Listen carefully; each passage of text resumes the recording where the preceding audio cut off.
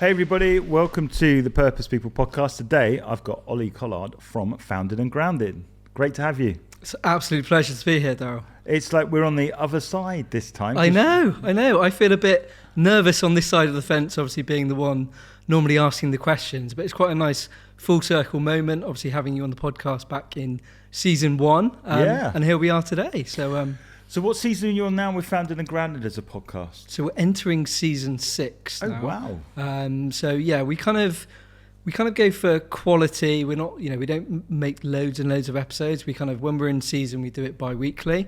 Yeah. And we think that's quite a good cadence to it. In terms of how we record, it's quite different to most podcasts. So I go out and interview the founders. Yeah. And then essentially what we do is I come into the studio with my co-host, which is now Dr. Becky Sage, and then we basically dissect the conversation. So she pulls it apart, we add our own experiences, our own unique insights, and then basically edit that together in a seamless episode. Okay. So essentially it takes us 2 recordings to make one podcast. Yeah. But our listeners seem to like it because it makes them feel closer to the conversation. Yeah. They can feel like they're analysing it at the same time. And it's, I suppose, our kind of USP in terms of the market, like our format. We get lots of good feedback on it. Yeah, so, you weren't always doing the podcast. I remember you had started just making decisions when I first met you, because you were at Future Space when I first met you. Yeah. But let's go back, because obviously, let's go back. So obviously, you're really passionate about entrepreneurship, first and foremost. So what did you, looking back now where you are now doing podcasts, when you were at school, let's say, what did you envisage doing? And obviously it's very different. I'm sure you weren't at school going, I want to be a podcaster. Yeah. So what was the initial plan that you had when you, from school and beyond? Yeah, it's a great question. I don't think podcasting was probably a choice then back at school. No, exactly. Yeah, it's interesting. I suppose I already had a kind of entrepreneurial kind of mindset. So yeah, one of my best friends, we used to do things like washing cars, making illegal CDs and selling them to friends and stuff like that. So I always had that kind of muscle within me. Yeah. I guess rewinding it back a bit further from kind of childhood, I was actually born in India. Okay. So my mum was heavily involved in a business that basically sold organic fair trade cotton clothing. So it was set up in the 1980s. Essentially, there was a link between the area of Bishopston in Bristol. Yeah. It was twinned with a city over in South India called KV Kuppam. Yeah. Which is basically, I was born in a village outside of there, a couple of miles away, called Tuti Tangle. And essentially, so I kind of, I suppose, grew up going back and forth to India sort of many times. And I spent a lot of my childhood on Gloucester Road in Bristol in this kind of retail shop, being very curious about the world of business. So understanding how you kind of sold things, interacted with customers, playing in the stock room. I remember seeing signage like statutory rights and just being very curious about the world of business. Yeah. So I guess, that's kind of where it all stemmed from. And I think what kind of really means to me is like that purpose behind business. That's what I'm very passionate about. Great to be on this podcast talking about purpose. But I suppose I saw kind of firsthand that people in India, they were skilled weavers and tailors. They didn't want a hand out. They wanted a hand up. Yeah. So this link set up by a lady called Carolyn. They were basically pioneered organic fair trade cotton clothing. They had 5 shops in the southwest, doing kind of 7 figures in revenue. So very pioneering back in the sort of 80s. Sadly the shop shut down in 2013. I think obviously the move to online retailing, but they were definitely ahead of the curve at the time. Yeah, it's an interesting one, because I saw someone the other day talking about an entrepreneurship curve, and it's sort of the business will start that way, like startup go that way, then it will drop down a little bit, and then it will grow and scale. But inevitably, as you keep growing, it will tail off. And he said the businesses that get longevity is as they're at the top of that arc, they make changes. And often if you don't make changes, you begin to fall away. And it's not to say it wasn't a good business, it's just that everything changes. Yep. So like you said, you pointed out like online retail, for example, comes in. Again, you could argue like through COVID where people had to just flip and change, so like coaching or networking, for example, when you've got no venue, what do I do now? Well, I've got to pivot and I've got to go online, for example. And now you look at networks, that most networks now have an online thing as much as they do have an in-person thing as well. So it's just, it's quite, knowing that there's an arc of business, it kind of like takes the pressure off in a sense, because you will grow and you won't be, but it also says that you've got to continually keep adapting, because if you don't, you will get left behind. And we just see it in technology all the time. It changes massively. Indeed, yeah. And there's quite a nice kind of full circle moment in the sense that my mum was basically the person who organised all the designing side of it. So she speaks fluent Tamil, and obviously I was born out there. And she had a massive passion for people in India and supporting them. And I think that's really reflected on myself in terms of trying to help people start businesses. But one of her early designs was a dungarees that she basically made for me when I was a kid. And you're not wearing them today? Not wearing them today, no, sadly don't fit me. But they are, if you're in Bristol, they are in the Shed Museum as one of their best-selling lines of clothing. Cool. And basically my mum a couple of years ago decided to kind of reignite the brand. So she's now gone direct to consumer. The business is called OT and Pops, after my son Otis, and myself being the dad. She's basically reignited a kind of, I suppose, something from the ashes, really, in terms of the brand and what it meant, and using the people again in India, and supporting them on another journey. Yeah, because we've got a friend of mine. His guy is called Kevin Byrne. And Kevin Byrne exited from Checkatrade, and obviously did exceptionally well out of it, but he's still not lost the heart for people of Bangladesh. So he's built schools, he's built hospitals, that kind of stuff. And I think what hit me was that I said, well, what keeps you getting up every day? Now you've exited, it's like you've achieved the dream. And he just said to me, he said, as long as I know there's a child that could get sold into slavery for 2 bags of rice and $5, he said, I'll keep going. And it was just a real sobering thought that actually that it wasn't necessarily the business that was driving him. It was a bigger sense of purpose, that he could make an impact with business as a vehicle. And it's like yourself, like with your mother, and now like you're almost taking her legacy on, because you're trying to inspire other people to go and live out their purpose and build a business and grow. So it's really cool to know and understand you sort of like your background and stuff. So at that point then, you've seen this business grow. Where did you find your fit? Did you feel that you wanted to be part of the family business, or did you want to make your own mark, or how did you come to those sort of conclusions in life? Yeah, it's a good question. I feel that I had an ability to get on really well with people and understand people, and I saw my best asset as enabling other people to achieve their own dreams and supporting them with their entrepreneurial ventures. So I suppose my passion for enterprise took me into studying international business at the University of Liverpool. Came back to Bristol. I'm a Bristolian, so I've lived in the city my whole life. And I kind of worked in the kind of startup ecosystem for sort of about 12 years or so. So working with a social enterprise based in Bristol that did kind of entrepreneurial events with FE colleges around the country. So I started as an intern there, and it grew into a business. I was managing a team of 5 people. Great opportunity there, and I was recruiting business leaders to come and take part in these enterprise events throughout the country. And then I kind of worked at the likes of the Prince's Trust, obviously, as you mentioned, Future Space up at the French A campus, so supporting high tech and life science businesses with their innovation and their business models, and basically supporting them to do what they do best. Of course. And then, kind of aside from that, working at the Chamber of Commerce locally, so Business West, on their startup team.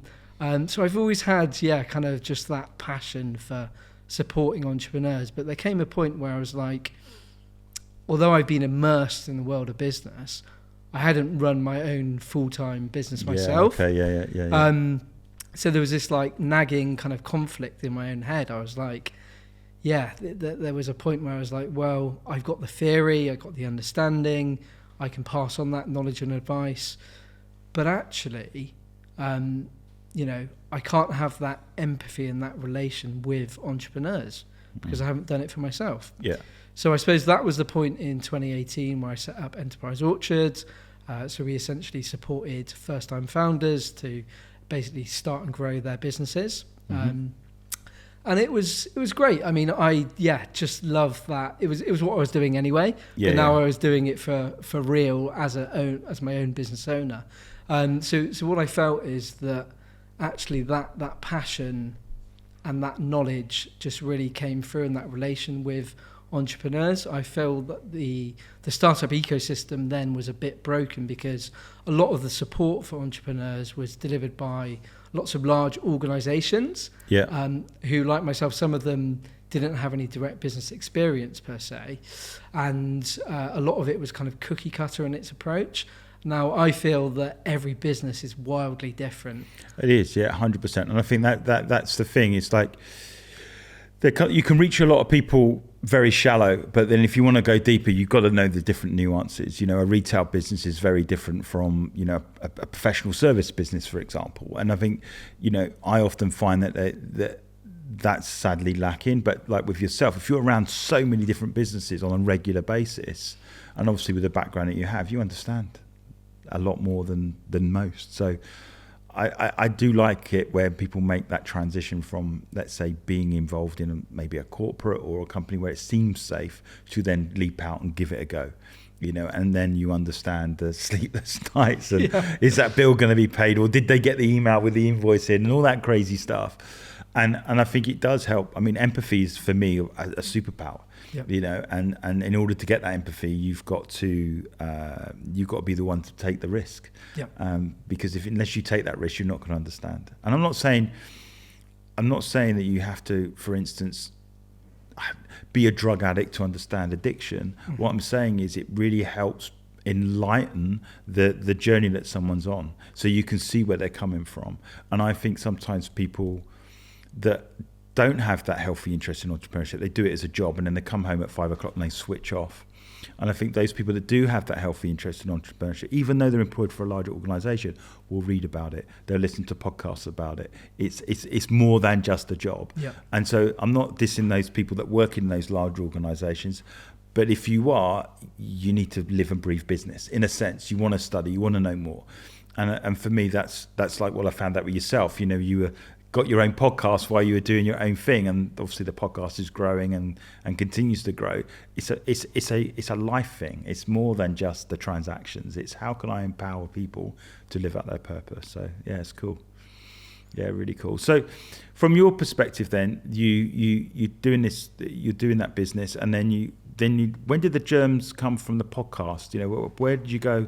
Do you know what? I think podcasts could be the thing that could help people. Where did that spring out of? It was quite early on, really. I felt that there was lots of great podcasts out there talking to the likes of Richard Branson's, Elon Musk's of the world. But actually, when you're in the early stages of, in the coalface, in the trenches of running an early stage startup, actually hearing from people like that actually is a bit of a demotivator rather than a motivator. So I suppose the whole pain point was around, right, I want to speak to people who are early stage entrepreneurs. That was the kind of niche, sub 5 years of trading. And then secondly to that is that everyone was just talking about the PR highlights, winning awards, raising rounds of funding, and, as an business owner and entrepreneur, like the day-to-day is far from that. It's not glamorous. No. So we wanted to take away the glamorization of kind of startup life. So I was basically delivering this workshop at Business West, and then I met a guy there called Andrew Parsonage who worked in community radio and broadcasting, and he was basically saying about, he was thinking about starting a podcast, and I said, well, so am I, and we got chatting. Oh, nice. And we live locally together, and we just put our heads together and said, right, let's just do it. That's the best way to learn. You just got to try it and see if it takes off. So our first business was Bristol's first zero waste shop that was at the bottom of my road, Zero Green. And we know them. We got them. We got them on the show, Lydia and Stacey, and talked about their journey and the reasons why they started it, and the pain points they were solving, and it was just great to hear that story firsthand, and it really just grew from there. And I think the passion for me is just really speaking to those founders about understanding them, what drives them, what motivates them, where do they get their energy from, how do they keep going when those dark days come. That was what was really fascinating to me. And so it kind of just naturally grew from there. I mean, Andrew and I did 50 episodes together over 3 seasons. So when I say 50 episodes, in reality, that's like recording 100, because as I said, it takes 2 recordings to make 1 show. Yeah. And then he was working full time. He had a side hustle as well. And he just didn't have the time to commit to doing the podcast. It is a lot of work, as you know. I don't need to tell you that, Daryl. But so I was like, well, we've got this great community. Our message is really resonating. It's about, entrepreneurs, they don't have to feel alone. Other people are going through these challenges that you're facing that are very similar. You can learn from that. We can add our own insights, our own experiences. And I was just like, I don't want to let it go. So I was like, right, what do we do? Like, the key thing for me was we needed to monetize it. Yeah. Because we couldn't keep relying on doing it just ourselves. We needed to build out a bit of a team and obviously kind of grow the podcast. So we got a couple of sponsors on board, which was great, who believed in our vision. I had to go out and recruit another co-host, which was a bit of a journey. So we got the wonderful Laura Rawlings, she's a BBC journalist, and a hypnotherapist herself, so she understands the mindset of a small business owner. And I mean, she is incredible, absolutely inspiring woman. She's like literally every show, like first take, bang, bang, bang, bang, bang, and I was just like blown away. I didn't come from a media background, and I just learnt so much from her. It was incredible. It's funny, it's the parallel, like with Jake Humphrey in the High Performance Podcast. I can't remember the other guy's name, but he's a doctor as well. And they work quite closely together. And like he started off as a presenter and has ended up going all in on his podcast. And so it's quite interesting that they made the decision to have somebody else with him to bounce off, but almost like here's the curiosity aspect of it, and here's the science behind it as well, which I think that's quite a cool idea. It is. I think it makes a nice match as well. And I think these days there's so many podcasts out there dominated by men. Actually having a female host as well adds another layer to it. And we're very passionate about female entrepreneurship on Founded and Grounded. Sadly, Laura only did 1 season with us because she was diagnosed with triple negative breast cancer last year, and she's been through the absolute mill with it. I mean, she's got a daughter, Lola, who's the same age as my son. I'm just like, it just puts everything in perspective. Great to say that a couple of weeks ago she was given the all clear after an amazing journey. She literally went for immune therapy, operations, chemo, part of a clinical trial, and to be given the all clear after that time, I'm so happy for her. What's coming out of that now is that during that time of going through that, she kind of reflected on doing the podcast. She was consuming a lot of the content of Simon Squibb, who's been on Founded and Grounded, and she was like, life is too bloody short, like I want to also live my dream. So she basically set up a sauna in Wiltshire with her sister-in-law, whilst obviously going through all of this treatment. So we're going to get Laura back on the podcast as a guest in a couple of months' time, and I can't wait for that episode as well. Yeah, because I very, very briefly met Simon Squibb at the Ideas Fest. So I'm talking to, strangely enough, an ex-gladiator. I can't remember her name now, but sounds really bad. So she said, I was on the Gladiators. And, oh, really? Obviously didn't recognise her. She must have been sort of like slightly later in that first series. And then I heard this voice behind me, and I'm thinking, I recognise that voice. And I turned around, and there he is with his little microphone, and he's talking to people, whatever. So we've reached out to Simon as well. So Simon, if you're watching, please get in touch. But I love the fact that he talks about purpose, and inspiring people to purpose. And obviously he's in a position where he can literally go, well, okay, here's £10,000, go and do it then. And I'm watching the reaction to what, like now. And I think what it showed me is that you can talk about it, and you can sort of like love the idea of it, but then actually doing it, actually committing to it, I think there is a big jump. and it's, as you said, it's not glamorous. It's a lot harder. There are times where you're on your own and everybody else is doing their own thing, and you're the one thinking, how am I going to do this? How am I going to pull through? And for me, it's being around people, seeing a podcast that is giving that information out and say, you're not weird, you're not odd, this is normal. And I think that was the thing when I wrote the book, The Crisis Catalyst, was to say that as an entrepreneur, you're going to go through crisis. Mm-hmm. And what I managed to do is work out there was a formula to it. And if you know that, you're not weird. You're not rubbish. Because one of the biggest things is imposter syndrome. Yeah. And so if you know there is a crisis or there is a problem that you'll go through, you're like, oh, okay then. So it's normal. It's not that I'm really bad. And I guess the original thought process came behind team building, which John Maxwell talks about forming, storming, norming and performing. And I remember running a football team, and I think the first sort of like major bust that we had over who's taken the penalty, and one of the players that wasn't the penalty taker wanted to take the penalty, but then he wanted to give it to our captain, and I, being the manager, said, no, he's a designated penalty taker, he must take it. And anyway, the guy took it. He took the worst penalty you ever saw, and it just creeped over the line. So I was like, phew, I've been justified in that. But we didn't talk for 3 weeks because he was so annoyed about it. But then I'm thinking, oh, maybe I'm just not good enough as a manager. Maybe I don't know what I'm doing and whatever else. And then I stumbled across this forming, storming, norming and performing. And I realised the storm is part of the process.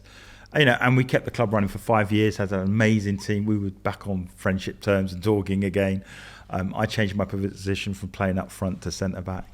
But the beauty of it all was that when I knew there was a process, I knew that it was normal. And it's like with your podcast, when you're talking about the scars, the challenges, whatever, you then go, oh, this is normal then. So then you'll more than likely stick with it. And I know, as you talked about, when you hear about Musk and you hear about the big guys, yes, it's exciting, but you're probably more interested in the first 2 years. Yeah. Because us building spaceships and flying them to Mars is going to be quite rare. So you can't really find the empathy piece. But to understand, oh, I had to get my accounts in, and this was the challenges I had, and I couldn't get hold of my accountant, or that sort of stuff. I think it's just an understanding that everybody's going through the same thing. If they want to build something from scratch, it's not easy.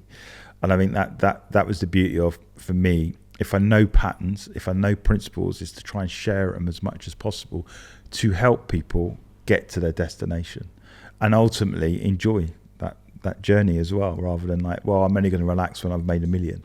Well, you might not make $1 million. It might not be the business to get you to $1 million. And for entrepreneurs, you sometimes have to go, this isn't the one that's going to do it. It's going to be part of, but not all of. And I think there's that understanding that, or hearing that from other people goes, oh, okay, makes you think differently. So you doing a podcast, Founded and Grounded, which I love the title, by the way, is a great way to say, look, it's okay, keep going. And that's the beauty of it. So you obviously started it. You've been running it now for a period of time. You're in season 6. What's coming up next? What where do you go from here? You're going to do like Founded and Grounded live, or where could it go? It's an interesting question, Darryl, and we're definitely going all in with the podcast. That's where I see the future. Yeah. I think we're at a really interesting point of time in terms of entrepreneurship. I think now is like definitely one of the best times in history to start a business. Mm-hmm. I think we've seen, with the rise of AI and, breaking down barriers and having all of this technology at your fingertips, it is such a wonderful time. Yeah. I think that with, a lot of AI generated content now, there's a massive opportunity for founders to really cut through that noise and be authentic and be real and be that thought leader in their space by showing their unique position within the industry. Yeah. So, and then sharing that consistently, I think that's the key thing. So going back to Founded and Grounded, we're delighted to have Dr. Becky Sage, who joined us in season 5. She's really taken the show to a next level in terms of the analysis side of it. Yeah. She's a serial founder herself, who's won loads of awards and raised loads of rounds of funding and been a massive part of inspiring female entrepreneurship as well. Yeah. So she's joining us again for season 6. We've got some very big guests in the pipeline for season 6, which I'm very excited about. Yeah. So we've got the manager of the Sidemen, Jordan Schwarzenberger. We've got the founder from Airtasker, a massive Australian-based business that's gone global. We've got a guy called Bobak, who is the founder of a company called Brilliant Labs. So they developed some AI framed glasses based in Singapore. Wow. So we've got some amazing guests, but also some early stage founders who nobody would have heard of as well. And that's a real key part of the show as well, is that it's not just the big names. Like most of the entrepreneurs we're speaking to, most people probably wouldn't have heard of. Exactly. And you know what? And that's what I've always said. Look, I don't know where this is going to go. Like, we're going to keep doing it and keep inspiring people to go for purpose. But I'm not chasing the figures. I'm not chasing the numbers. I'm not, ultimately it's still a founder out there that needs motivating by somebody's story out there. So for me, it's like, well, I've only just started. I've been running 3 months. Great. Tell that story. And we had a photographer that's been running for about 2 years and started in the pandemic or whatever. And I remember her saying to me, I don't know if I'm, like their other guests. No. There's someone sat there who will listen to you. And if that motivates them to get off their sofa or put Netflix down to go and do it themselves, it doesn't matter.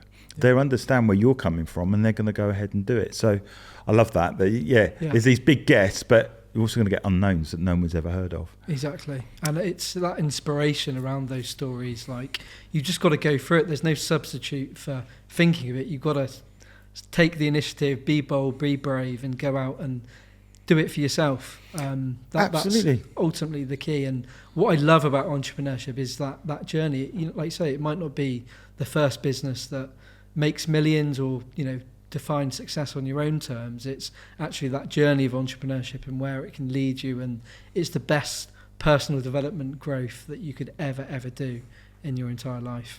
Yeah, and I think for me, you as a person, you'd learn so much more about yourself as well as a person. You'll go to places that you probably wouldn't have gone to before. You'll find resilience there that you never thought you'd have. You go through situations where you're like, I don't know how I'm going to get through this, and manage to come out the other side, and you've got those scars, if you like, to tell that story. And I think for me, ultimately, it's about, if you're growing, the worst thing you can do is keep quiet about it. To go on a podcast and share your journey, because listen, there's thousands of people going to be more successful than me, but at least I can share what I've learned in the journey. I always use this analogy. There's always someone with a bigger boat. You'll see like Roman Abramovich's boat, and then you see the Sheikh's boat go behind him. There's always someone with more money and more success. Yeah. The reality is just making an impact in that sector or that place that you're actually in.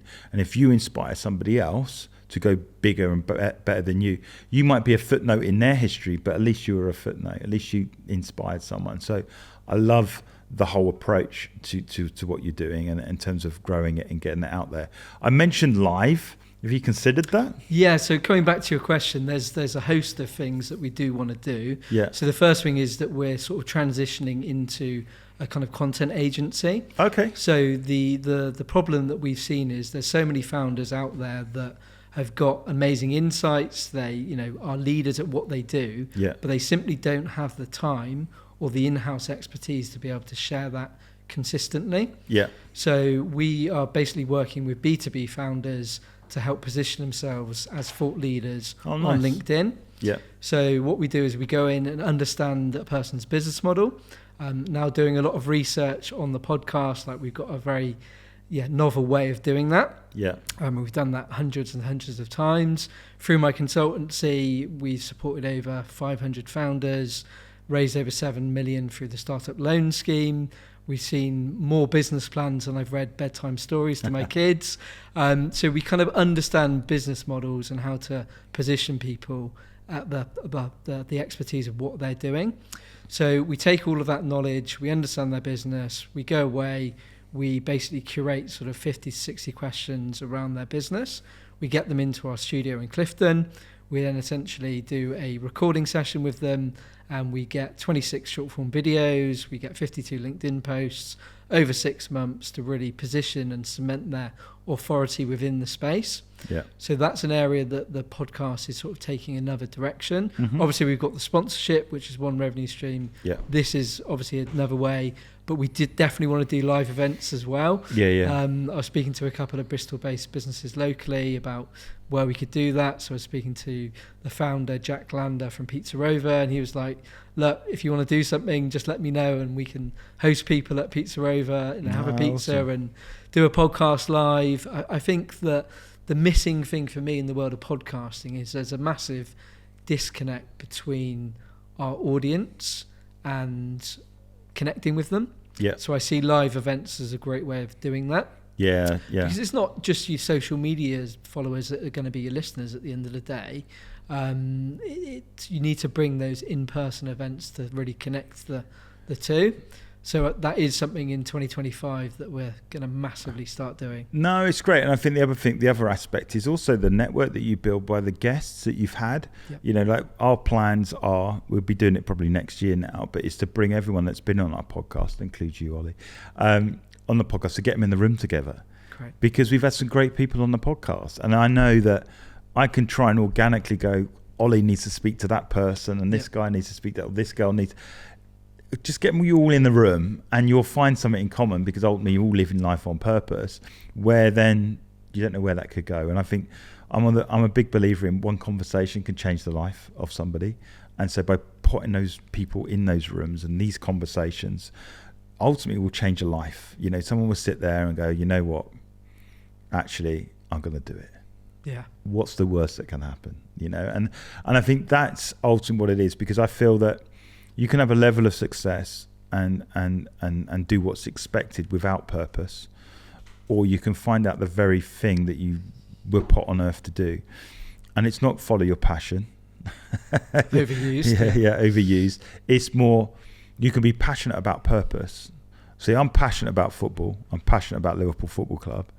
I know you like Manchester United, and I can't believe you went to university in Liverpool. I know.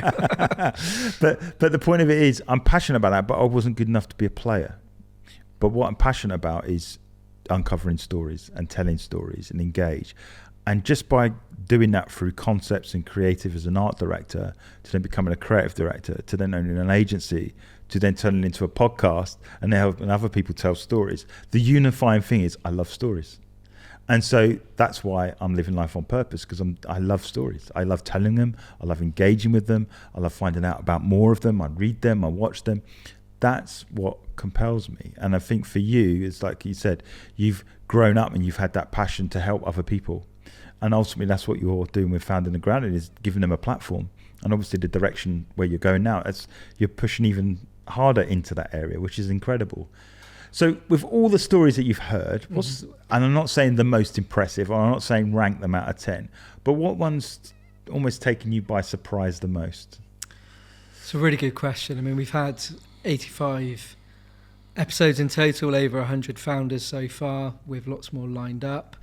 We did an interesting exercise recently, which was one of the key parts of Founded and Grounded is asking our featured founders to try and distill down just one piece of advice that they'd pass on to another founder. So I did this massive work of like going back over the back catalogue, looking at all the founders and, you know, their one piece of advice, and we're putting it into a sort of downloadable audio and visual element that people will be able to download. It's called 99 Founders. Yeah. So yeah, looking forward to that coming out. But yeah, there's some just incredible stories. And I think the one that probably sticks out in my mind is a company called By Sarah London. Two sisters. One of the sisters basically got very ill. She had blood cancer, leukemia, and had to have a stem cell transplant from her other sister. Wow. She had a 20% chance of living. And going through chemo and stuff, all of her skin got basically really bad. Lots of, you know, obviously bad ingredients in lots of skincare brands. And her sister, who donated a stem cell, was working with L'Oreal and other big brands in the sector. And she was like, this isn't good. Like, I want to do something about this. So she started developing her own organic, you know, formulations at home for her sister. Yeah. And they ended up helping her skincare and improving her skin, and more importantly, making her sister feel good again about life and her skin and her outlook on life. And they basically then transitioned that into a business. Wow. So it's incredible, this like real personal story. Yeah. That actually now is an incredible business. And I love stories like that where there's a pain point that they're solving for themselves, and more 9 times out of 10, then somebody else has got that same problem, right? Yeah, and I think that's it. Like the necessity is a sort of like mother of all invention. Like when your back's against the wall or whatever, you become really creative. Most people say, no, you can't. It's like, actually, that's where the creativity begins, where you're at the end of the road and you've got to think differently about life. In terms of one piece of business advice, then we use what you've got in your podcast. What out of all the stuff you got, what piece of business advice would you give somebody? It's a really difficult question, and I put people on the spot with the very same question. So back to me, yeah. I would say embrace your curiosity. What I mean by that is you've just got to listen to your heart at the end of the day. You've just got to take that leap of faith, and you've got to go for it. No matter how mad or quirky or however crazy your idea may seem, you've just got to go for it. You can't live with regret. As I said, it's one of the best times in history to start a business. Lots of people have these things in their head that I haven't got the money or the expertise or the connections to start a business. What's the minimum viable thing that you can do to take that next step and get that out into the world?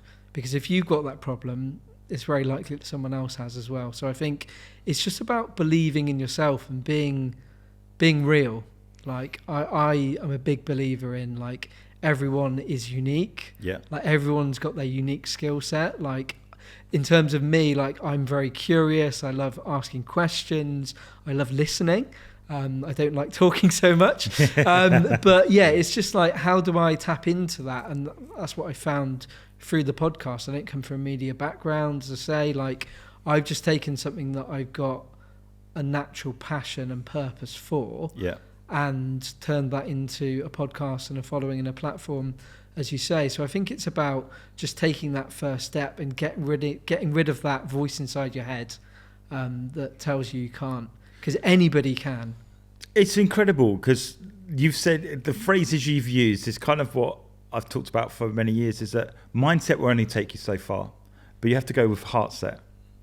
And the difference there is that mindset will often make decision based on circumstance, whereas heart set will make decision based on conviction, that I know I've got to do this. And often people talk about find your why. And I said, that's not all the story. When your why is a must, do that. I love that heart set. I'm going to use that one, Daryl, if you don't mind. Yeah, you can. Yeah, but that's the point. The thing with heart set is this: is that your past, your present, and your future are aligned. So your past is understanding, not your trauma or all that sort of stuff. It's more, what was the thing that you did when you were a kid where you forgot to eat? And you loved it. And then at the same time, when your family were saying, or your friends were going, you're really good at this, and you dismissed it. So there's that. Then once you know that and you've rediscovered it, what are you doing in the present with it? And once you build a life around it, what does the future look like when you play it out to its end goal, money, no object? That's heart set. Because your past, present and future are now aligned. You'll go and win in life. And you will live life by conviction, despite the circumstances. And I think those people that went through COVID and said, I'm not giving up on this, had that conviction. Those people that had just in the circumstance in the head often changed or quit or whatever. And I'm not shaming those people, but what I'm trying to say is that when it's a conviction, when it's a heart set thing, you just keep going. And even if that vehicle doesn't work, you'll find another vehicle for that to work, because it might be the dream's not wrong, it's maybe the vehicle is not quite right. And so that's kind of what we mean by heart set. So I love that. I love that. I think I'm running my consultancy for sort of nearly 7 years, and I've got to a point where I know there's a ceiling limit on it. I think like I've got a higher purpose, and I want to be able to connect into that. And that's why, looking back now on all of those experiences, combining the art of being curious with interviewing and questioning and bringing out the best in people and supporting them, combining that with, I suppose, travel as well. That's probably one thing I haven't said. So obviously being born in India, going back there many times, but I've been lucky enough. My dad's from New Zealand, so I've been out to Australia and New Zealand lots of times. Lucky enough to have been to sort of 35 different countries. And what I love about travel is just understanding people. Mm-hmm. Because what I've learned is that there's far much more that connects us than divides us. And if you find that common ground, that's where the real magic happens. And that's why I love experiencing different cultures. Yeah, incredible. Understanding different people, because everybody's different, but there's lots that connects us. And that's it. It's finding that commonality. I remember going to Sicily, actually, and I couldn't speak a word of Italian.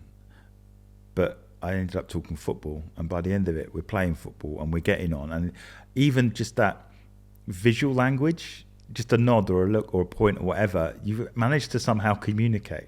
So I love being in those environments. So just come back from Budapest and just to experience that city, a big event. And it was just incredible, the warmth for the people, and again, being around different cultures and different people, as you said, there is far more that engages us and unites us than separates us.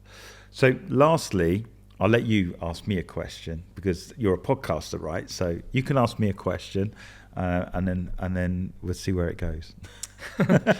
What gets you out of bed in the morning, Darryl? Impact.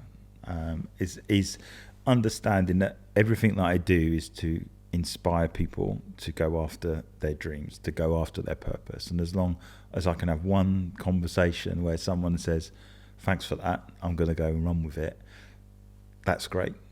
So like with yourself, Ollie, you'll go away from this conversation, hey, that was great, but you're fired up again because you've talked about what you're actually doing and where you're headed. And if that was all my day was about today, great. That's kind of how I see life. So what gets me up is just keep inspiring people to live after impact. Don't chase the income, impact first, and then the income will come eventually. I love that. And I think sometimes it's hard when you're on your entrepreneurial journey, because you kind of look at, metrics in your business, and sometimes you feel like it's not going in the direction that you want it to go in. But if you stay true to looking after your heart and your head, and playing the long game, then you can find that purpose. Yeah. Well, thank you so much, Ollie. So where would people be able to connect with you first and foremost? And when's season 7 out? So LinkedIn is the best place to find me, Ollie Tiramuragan Collard. Tiramuragan's actually my Indian name that was given to me by my godfather in India. Also foundedandgrounded.com. We've got an amazing website, and you can fill out a form if you want to potentially apply to feature on the show for season 6. Come and reach out, and I love speaking with founders. So love to hear from you. All right. Well, thank you so much. And we're going to have to get you back. So thank you so much for just spending some time with us on the sofa today. Brilliant. It's been an absolute pleasure, Darryl. Thank you for having me. Hi, everybody. Thank you so much for listening to the Purpose People podcast. How you can help us is to like and subscribe our YouTube channel. You can also subscribe to our podcasts on Apple, Spotify, Google and Amazon. That helps us get our message out there to help people go after their dreams, double down on it, and be successful in life on their terms.